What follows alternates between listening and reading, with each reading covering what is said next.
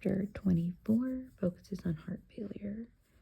Some of the things that lead to heart failure are hypertension, coronary artery disease, obesity, and diabetes.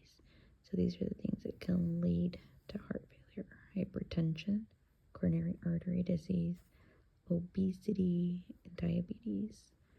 And if you have heart failure, some of the symptoms you'll have will be dyspnea, fatigue, fluid retention, pulmonary edema. I put these little pulmonary veins right here so that you could think of pulmonary edema.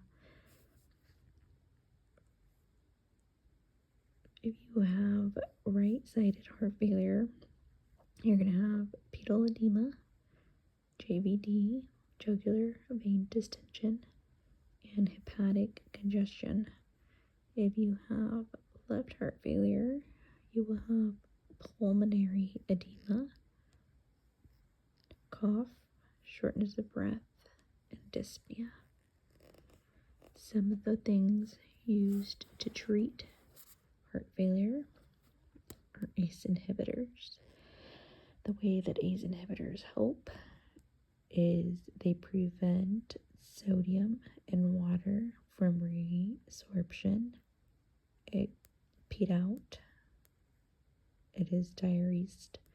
So by preventing sodium and water resorption, you're peeing it out, and that happens right here. This is your glomerulus, and this is your loop of Henle. That in turn, you're peeing more out. You're going to have less blood volume, less fluid, less blood volume, which equals to low blood return to the heart. So you're going to be decreasing your preload.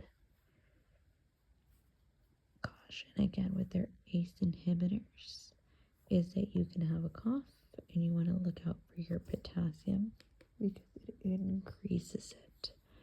And don't forget ACE renal inhibitor, renal failure. Again, these are the ones that end in your prils. What we have next are our ARBs, and in sartan are ARBs, sartan. And what these do to help with heart failure is systemic vascular resistance. It's going to decrease your systemic vascular resistance.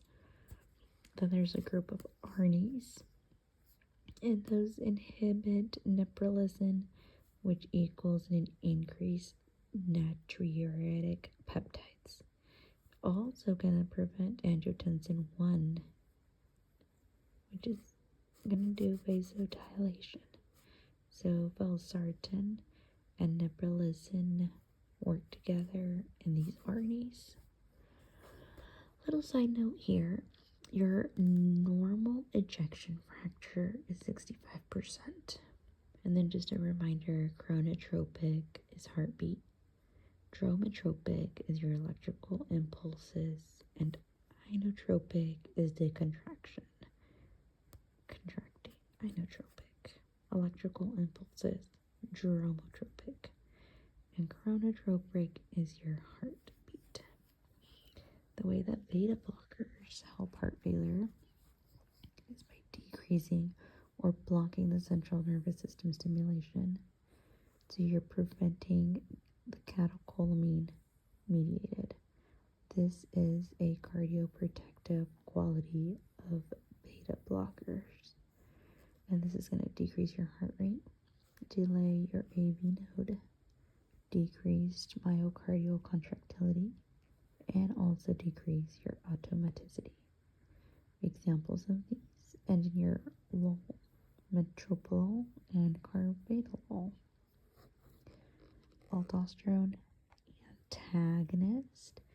So aldosterone is what promotes sodium and water resorption. Antagonist, you're going against aldosterone. So spironolactone is a potassium-sparing diuretic. This is going to help with heart failure by getting rid of the fluids. Plenarone is a selective aldosterone blocker. So again, blocking aldosterone means you pee more, less fluid, your heart's working less. We have phosphodiesterase inhibitors, or PDIs, such as milrinone, and that's the only medication in the PDIs. So just remember milrinone. It increases your CAMP, which means you have a positive inotropic contraction. Remember, inotropic contraction and vasodilation. But remember, caution, do not use if aortic or pulmonic vessel disease or heart failure due to diastolic dysfunctions. Diastolic dysfunctions. If you think about it, diastolic, pumping out the aortic or the pulmonic, right? Diastolic. So anything that is going out, do not use phosphodiesterase inhibitors. Some of the side effects are dysrhythmias, tremors, decreased blood pressure, angina, and decreased potassium and thrombocytopenia. So do we want to decrease the potassium, or do we want to increase our potassium? And then we have our long one here, cardiac glycosides. These are no longer the first line of drug use. These are helped to control the ventricular response to AFib. Digoxin is positive inotropic, positive contraction. Changes elevated conduction, electrical conduction. Changes your electrical conduction. So digoxin actually changes the electrical conduction, and it inhibits the sodium-potassium ATP pump, which in turn is going to give you more sodium and more calcium. Increased diastolic filling and decreased heart rate.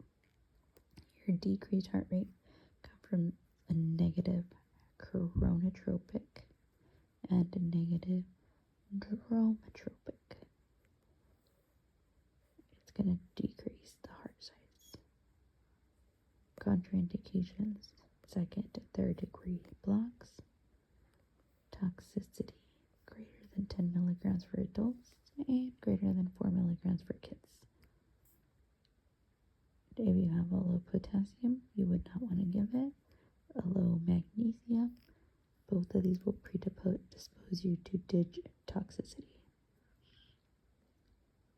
Treatment for heart failure, AFib, A-flutter.